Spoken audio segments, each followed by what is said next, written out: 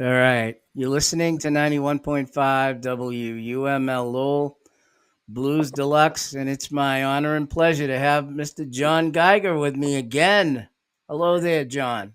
Hey, I'm thrilled to be here with you, John. I appreciate you so much and all you do for the music, and it's my blessing to be here with you. Well, let's talk about your recording that you re-recorded or Mm. updated and fixed live at Harvell's. Um, that's a club you play every so often, I take it, correct? In Yeah, they've been California. great. It's in LA, right? Yeah, it's a historic place. It's been around for many decades and has been so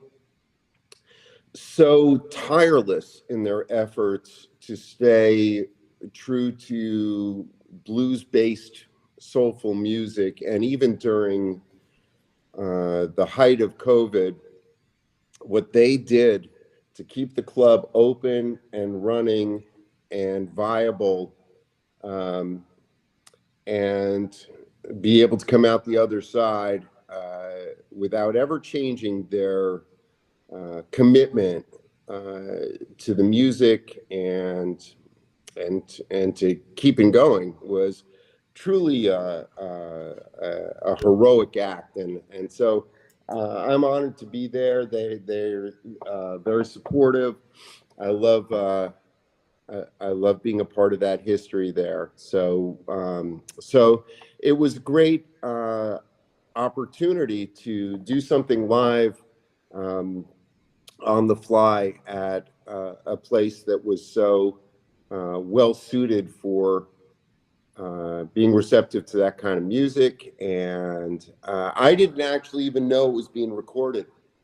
And the sound guy there, who's terrific sound engineer, he's worked with so many folks. His name's John Chris, and he's also been really kind to me over the years. And he just handed me this pretty much off the board, but he kind of mixed it as it went. Recording of the night, there were no second takes, there were no overdubs. It was just, what I what I would do on a night, singing and playing. And you mentioned the remixing. The problem was that the as well as it was done recording wise, it was set up to be a live show, and it's a shotgun room, nice long room. And so I'm there with a proper blues powered amp, and there are mics being put in front of it that are for the sound for the night. And if it was a true recording studio kind of situation, you probably would have different kinds of mics, and they'd be a little bit of a different distance. And so the sound ended up, it sounded more dirty, a little bit more fuzzed, and so forth than I actually sound like. So we tried to take it back into a recording studio. A buddy of mine, Clean it up a little bit, right? yeah, and he's got an analog studio. So what we did was we kind of just took what was there. We didn't re-record anything as far as performances went, and basically remixed it and tried to clean it up as much as was possible, so it didn't sound quite so much like the Who live at Leeds. and and I think also changed the mix levels, so the vocals, which I try to lead with, came out in a different place, so that the vocals were more prominent. The guitar got pulled back a little bit, so it was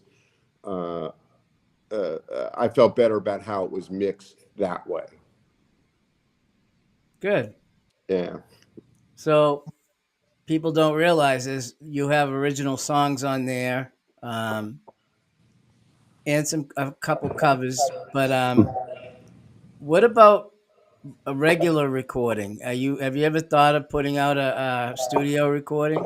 Oh, absolutely. You know, I feel like I've been chasing it my whole career. It's like, you know, since I've never really had a position of representation up to this point. So I didn't have a label and things of that nature. And so I've never really had the means to to go into the studio and do a proper album the way I would like to have a proper studio album, except for at one point when I was in my years in Austin, there were some supporters who kind of helped finance a 4-song EP that I did do. That was a wonderful recording. Michael Ramos produced it. He's a brilliant keyboardist and producer. He's been with everyone from the Bodines and John Mellencamp to many others, Sean Colvin, remarkable musician. And the other musicians were guys from Charlie Sexton's band. I used to have the opportunity to open for Charlie a bunch. He was real supportive, and he'd have me open for him a bunch. And his band were these remarkable guys, Raphael Gayol on drums, who also went on and played with Leonard Cohen on his world tours, and George Reef, a brilliant bass player. And so we went into the studio and did a 4-song EP that was that actually won Best Independent Release in Texas on the AAA station there, KGSR, that year. That was really exciting. And so the only reason I mentioned that, it's not an attaboy, it's just by way of saying it was well recorded, and the guys played well on it, and that was all original. Other than that, it's sort of been how clever could I be getting soundboard tapes from a festival I played on and try to make that into a, you know, that year's album or whatnot. This year, I do have some really exciting possibilities of some different folks that are tremendous producers that I've been talking to, who are interested in doing a proper album with me. And if I can get the resources together, that's something that I look to do this year, and I'm very excited about, because this would be really done well. And I think it would actually be the first time, other than that EP, that I feel like I actually am being represented accurately on a recording. Good. Yeah. So tell me about this gig you had with Kid Ramos. Oh, that was exciting. Boy, what a great player. I opened for him at the Bay Theater here in Southern California. Did it trio, as I usually do. And we opened the show. We did a 50-minute set. Probably everything but one song was an original. And when I do covers, I tend to readapt and rearrange them and try to find covers that I can actually find a way to make my own, in some sense. It's usually the way I pick covers is to find something that I'm feeling strongly from the original, and then I try to set about the task of, is there a way that I can do this where it just doesn't sound like, you know, wedding band cover night? And if I can't crack that code, then I've got to leave it on the table. But sometimes I find ways to reharmonize them or come up with lines or a different maybe groove, and reinvestigate the song and see how I can make it. I kind of had this idea of where I want the covers and the originals to all sound of a suit, you know. So I feel great when people think that some of my originals they've heard before that were covers and they're not, or if I can turn covers into something that sound different and sound like my originals and it's all of a suit, then I feel like, okay, that's a cohesive kind of a voice as far as the music that's coming out. And so so that was one of the things that was gratifying at the Kid Ramos gig, was that anytime you're opening for someone, and I know this from being an audience member, you know, you hear somebody opening for Paul McCartney, it's like, get to Paul. Like, yeah, you just, like, there's not a lot of patience for the opener. And I get it. You know, you haven't heard their stuff necessarily. And then if the opener on top of that is playing originals, it's like, wow. So anytime you can actually play originals in an opening slot and it goes over, you know, have a party. That's a good day. So that was a party day. So did you get to talk to Kid Ramos at all? Yeah, briefly. You know, it was sort of, he sound checked, then I sound checked, then I played, then he played, and then we kind of, you know, had a little chat afterwards. He couldn't have been kinder. He's a terrific player. I spent actually had more of a chance to talk to his band, Johnny Gaines, and some of the other guys who played with him, who were terrific. And, you know, kind of found areas that we had in common of, oh, you know that guy, or you played that place, or, oh, I spent time there, you know, that kind of thing, which I love. I love that kind of musician hang. And Kid was kind of being talked to by a lot of folks who were there. So I just, when all that died down, we had a chat. Also had a lovely experience some weeks earlier opening for Coco Montoya and Ronnie Baker Brooks. I had seen his dad years ago. And so it was really cool opening for his son and Coco, and they were really lovely as well. So that was a great experience. Yeah. Nice people, good stuff. Yeah. You're in good company there.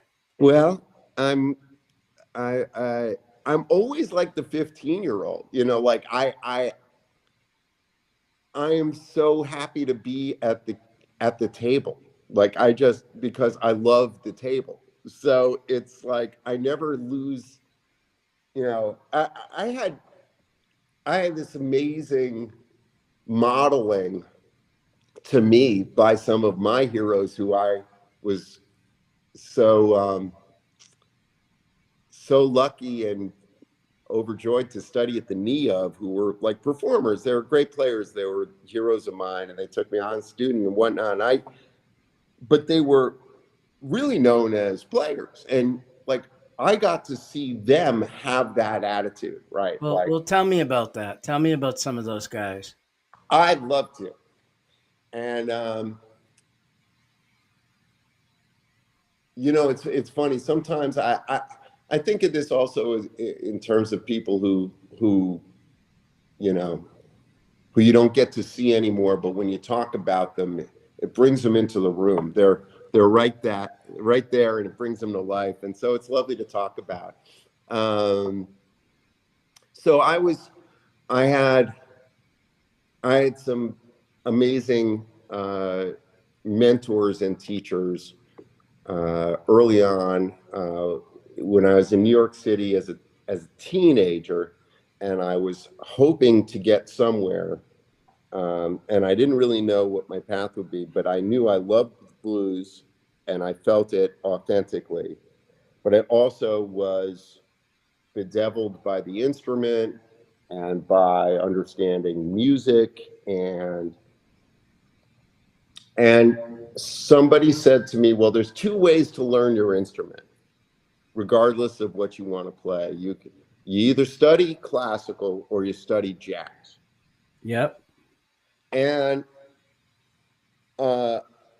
I knew it wasn't going to be classical because that was like the music of my parents, and you know, it was just, I loved the improvisation. I love the passion of the moment and all of that interplay.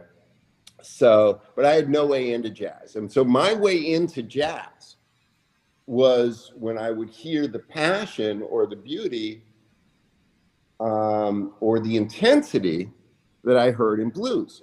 So, for instance, and believe it or not, this is going to connect to your question. This is the Hans Christian Geiger way of getting to it. So it's like, so it's like B.B. King, space, beauty, delicacy, sensitivity, vulnerability, Jim Hall. Jim Hall was the jazz B.B. King to me.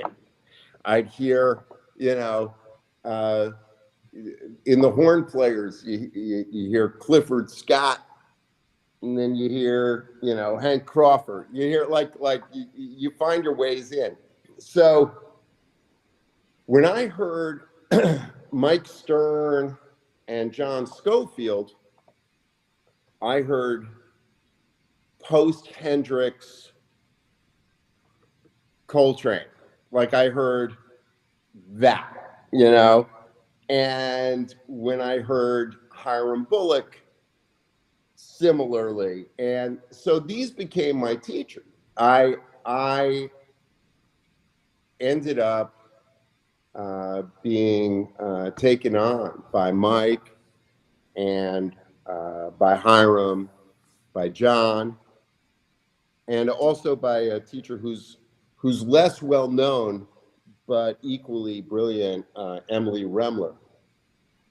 And I get choked up because some of them have passed. And Emily and Hiram were like my big sister and big brother in many ways. Like I would end up, Emily would have me over to her mom's on Sundays for brunch in Englewood Cliffs, New Jersey, and she would introduce me as her protege. Hiram would have me over to his place and we would talk about life and roads not to go down and then learn a Crusaders tune, you know? And so that was less structured, but I would learn so much.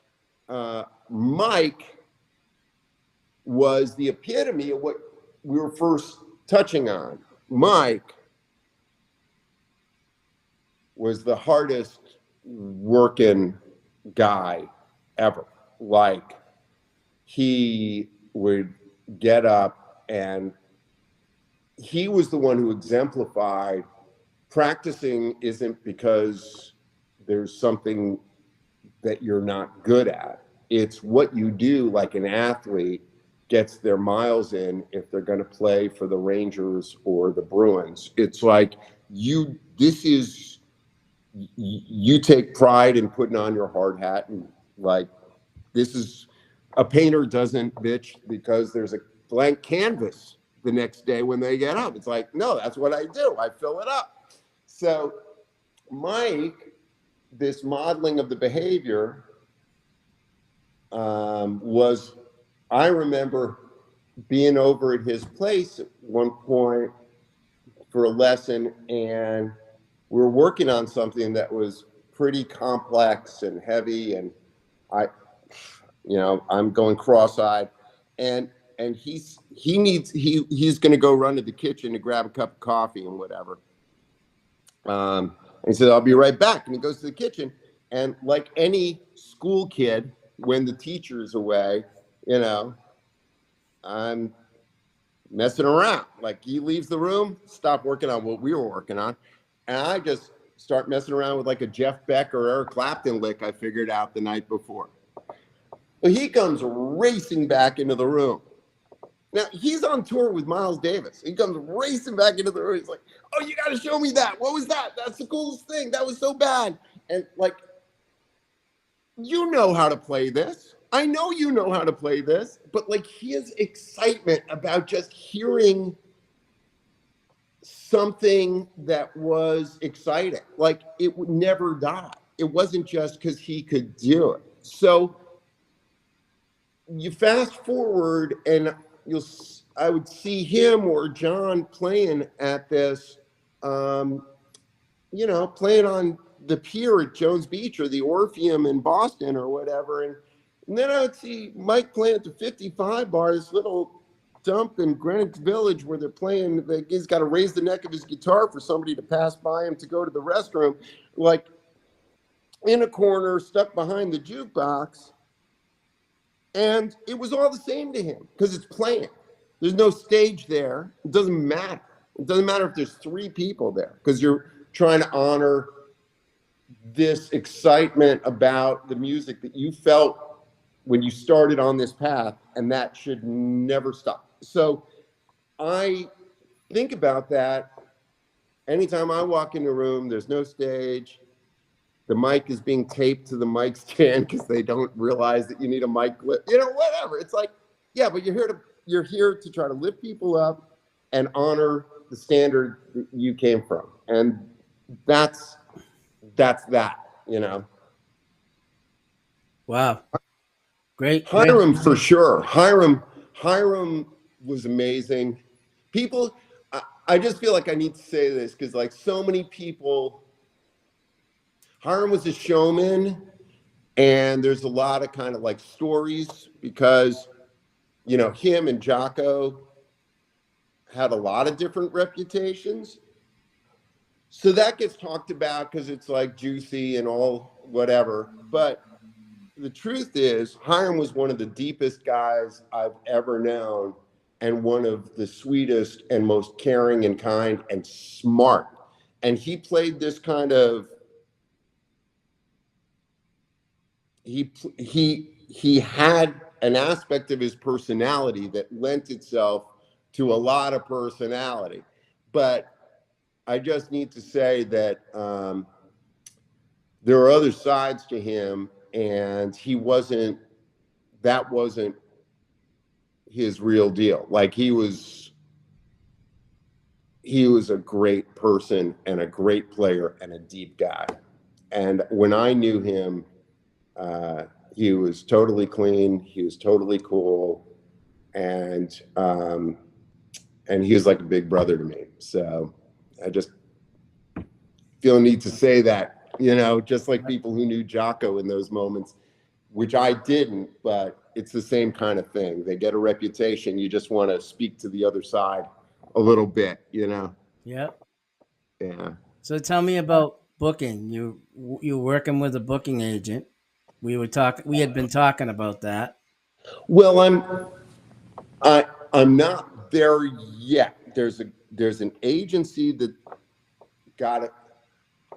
I got referred to after playing a festival in Arizona, and they were like, everybody I deal with, I talk to their agents. Why am I talking to you? I'm happy to call your agent. I said, I don't have an agent. They said, oh, hang on. They sent me, they called this guy. And so I ended up talking to them. And over months, that agency has expressed interest and said that they won't know for a couple of months about finalizing everything and about like definitely adding me to the roster. So I'm sort of in this wait and see, hopeful stage.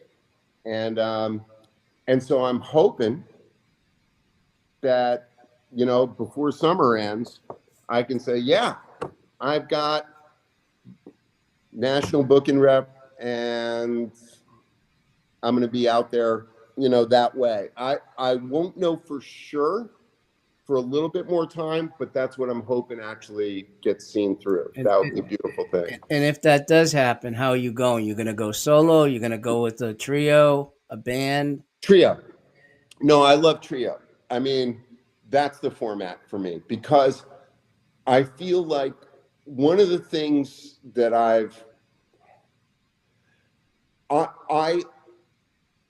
really gotten to love stepping out front as a singer, and I love the openness of the harmony available when it's just a couple of pieces, because of some of the jazzy, possibilities, but it's really like rooted in blues and being able to take it to different places. And even if it's like, you know, the Allman Brothers had jazzy sensibilities, Derek Trucks and Susan Tedeschi. When I say jazzy, I don't mean like we're going to break into Autumn Leaves, but I just mean like the trio allows me to actually guide the Well, harmony. it expands what you can do with a trio. Absolutely. And then it doesn't have to be like power trio. It doesn't have to be It loud. can be, but it doesn't have to be. Correct. That's right. Exactly. So even if it's organ trio, like that's another exciting idea to me in this context. But I like the idea of, you know, it's sort of like a hard-won victory. It's like at first there's a lot of, and I'm talking about myself here, bitching and moaning about, it's so hard to be playing trio because like your singer, rhythm guitarist, soloist, band leader, arranger, conductor, you know, writer, all that kind of stuff.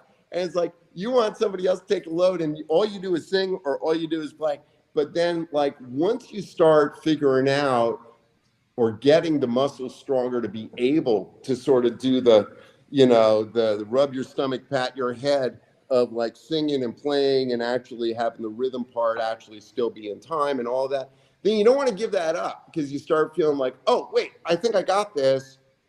This is now, this feels good to do rather than like a huge bear to figure out. Well, it's a lot of work for one guy playing both lead and rhythm and singing. and singing, right?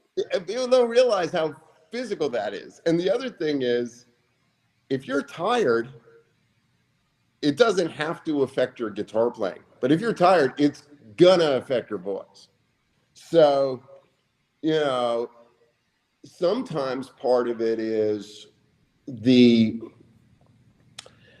exhausting part can be the sprinter in the blocks of the day before the leading up to the show because you're so concerned about just trying to make sure your voice is rested, everything's cool. Because you know you're going to have this, like all these different components of energy. You know, it's a funny thing where you also, you know,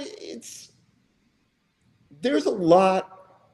One of the things, this is a totally left turn, but I got to say it's really interesting and lovely now to see so much spoken of, whether it's YouTube or other stuff, about just people sharing on a personal level what they deal with emotionally in whatever they're doing in modern life that has to do with energy and challenges and things like even things that, you know, ADD and all of these kind of things, because all of these things as a performer end up, they're in there, you know, and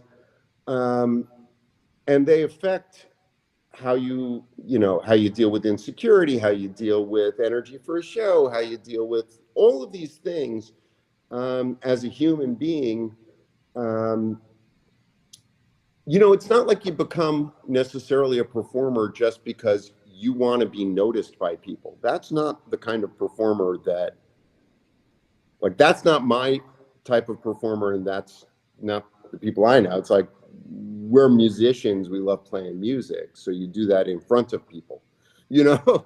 So it's like actors say having a private moment in public, you know. So doing all of these different aspects, the singing, the playing, all of that kind of stuff, if you do have any of these other emotional things going on, they're in there somewhere and you have to manage it, you know. So yeah.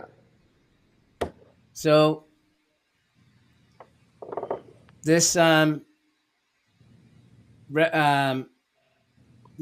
you're looking at making possibly in a studio, when do you think that's gonna? Do you think that'll happen, and when? Well, I'm hoping in the next 6 months. I've got to get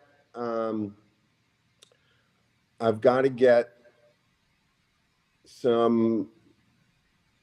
I'm ready to do it anytime in the next 6 months.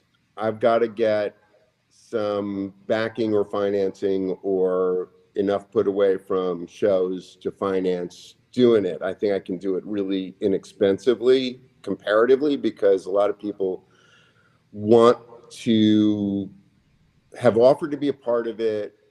on the lower end of their what they would normally be due. Some people have actually unbelievably offered to donate their services, but I definitely find a way to get them something. But I'm excited about the level of people. Like, these are people that you would have heard of, like, or producers who can get people you've heard of, and it would be really. I think it's going to happen the next 6 months. I just have to have the money in hand. I don't think it'll take that much though, and I'm also feeling really ready to have a reason to do it. That's the other exciting thing. Like, to step through that door and to commit stuff to tape, as we used to say. Well, you do, let's go back to you and I and our discussions over time. Mm-hmm. You do, Pardon me for my mug. you do have a reason to do that, because that recording opens the door to a whole bunch of other things at that point. Yeah, it's time for a proper recording. A live album doesn't do that usually, but a proper recording, studio recording, if it's good enough, it will get you, people are going to see it, hear it, and like it. And that's going to open some doors for you that you don't have right now. From your lips to God's ears, I would love that. And I totally recognize that. Really, like, the honest truth is, at other points in time, there may have been other factors that were delaying it. But now, the honest truth is, right now, it's just about getting enough money to actually do it. Yep. That's the truth. If I had the money tomorrow, I'd be booking time in the studio for a month from now, and I'd have the producers and the players and the material. It's all ready, and I'm actually raring to go. I'm just trying to have the bread to make it happen. I'm going to ask you a question that I asked you the last time we had an interview. And I kind of know the answer to this question, but I'm going to ask it anyway. Go for it, man. Where do you see yourself in the next couple years?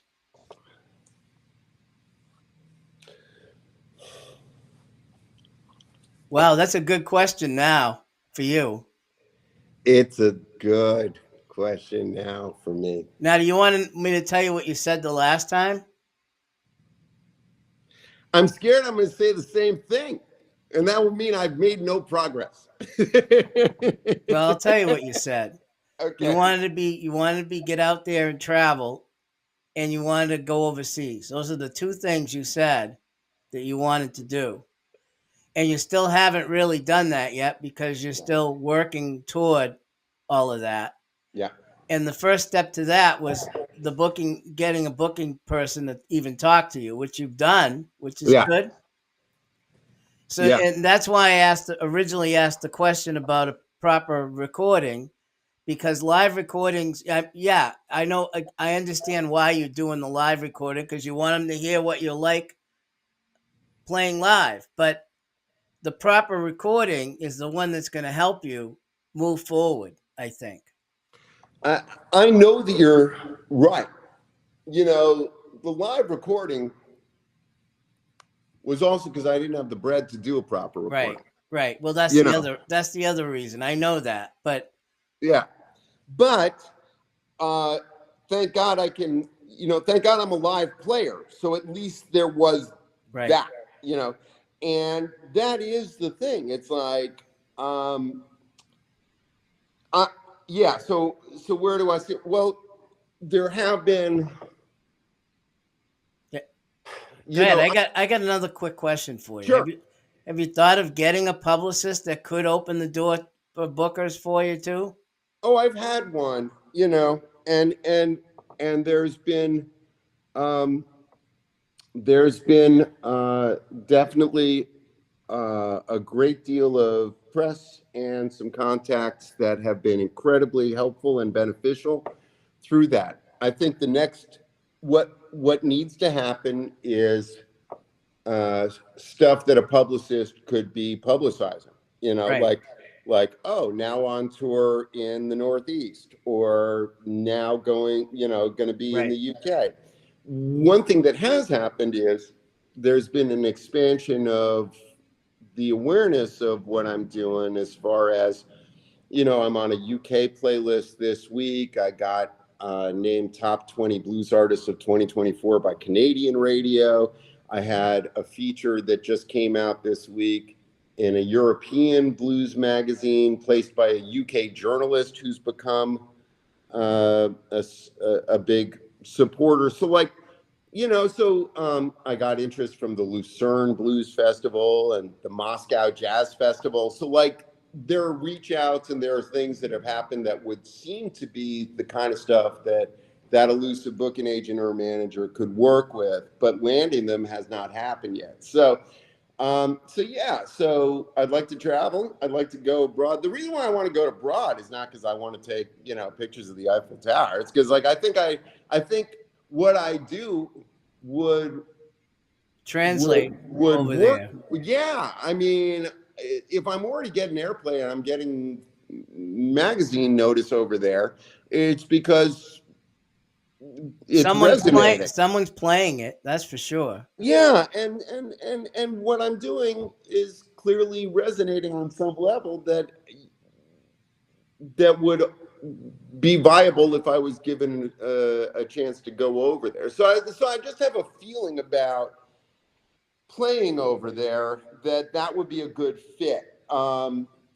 And playing here is obviously, it always goes well. So it's just about expanding how much of that. Like I said, those agents over there and agents over here are looking to see how often you're out there playing too.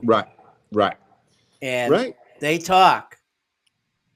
And that has to, once you start moving and start getting yourself gigs around the country, that's going to open up Europe too. Well, that's great to know, because I really don't know how that works. And that's nice to know that one thing can lead to the other. And well, it can, as long as you continue to network with those people over there that are playing your music and they know, then people over here will know. I mean, it's a small world, surprisingly enough. You don't realize it, but they know if you're out on a regular basis playing, and if you're not, then that's going to be a question they have as to why you're not. Right. Well, I think that this agent and this agency, should it come through, I'm knocking wood as we speak, would be a great conduit to that, because they're national and there are artists that are doing exactly what we're talking about that they're sending over there. So Matt Schofield is with them, and others, and you turn on anything on YouTube, watching any of those gear shows and things like that out of the UK, and they're always talking about the American artists who are coming over. And yep.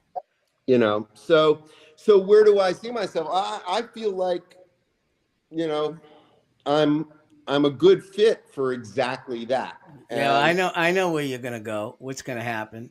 Yeah, you tell me so that it's not a surprise. Well, you need that first break, and if you get that booking agent, you stop playing more. That's gonna open up. That's gonna open everything up. Okay. Because then you're out playing. People are actually seeing you, and that buzz right there is going to help you move forward to continue. And then Europe is a wide open plane for you after that. But networking is the most important piece of it. And you're pretty good at that right now. Well, I'm a hard worker and it's authentic, That's the thing. It's like, I'm not trying to sell myself as a dentist, because I'd be no good at that. I'm just trying to. You just need to be in the right place at the right time, is what it comes down to.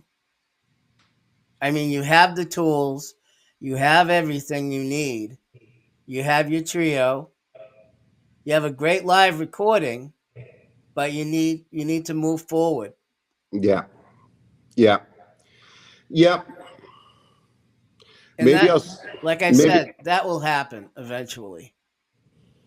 the recording or the Both. or both. All right.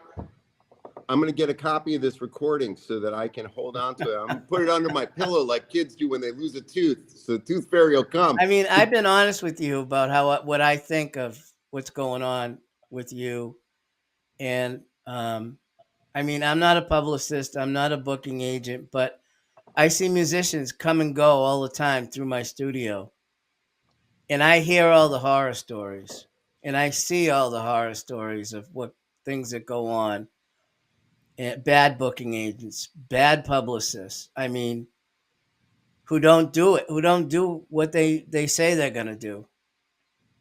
And then it's up to the artist to do it themselves eventually. But you need that break, and you haven't gotten that break yet. So hopefully soon you'll get that break, and then you just take it for all it's worth. I totally hear you, and I'll tell you, when somebody does take me on, my mindset is to make them look like a genius for having done so, and just, to have a boxer's work ethic, and basically so that they're rewarded even on the most cynical level of like, oh, this guy's a worker and he pulls his share of the weight, like I don't have to work so hard because this guy is, on it. And that's all I want to do. Yeah, but you got to make them work too for you. Yeah, well, I'm ready to be a win. You always have been, by the way. Thank you, man. I really appreciated in our last conversation how much we delved into, aspects of challenge and transcendence on personal levels as well. And I feel like that speaks to how much, how much I really would be able to give somebody who did take that chance, because they can see from my life track record, I don't take things lightly nor for granted. Well, you need more than one, is what you need. Rather than one booker, you need a couple. And you might need a publicist again to help you with what you're doing, because that's all I talk to publicists all the time. They want me to promote their artists every chance I get. Mm-hmm. And I've got a ton of publicists I deal with, and that's all the interviews come from. Publicists, not the actual musicians. It's the actual publicists that call me directly. And some of the interviews, I've got some great interviews from publicists that I don't know anything about, and they just come out of left field. So that's another thing you need to think about. I gave you a name of one publicist I deal with. He's got a lot of people under him. Yeah. And he's got connections over in Germany too.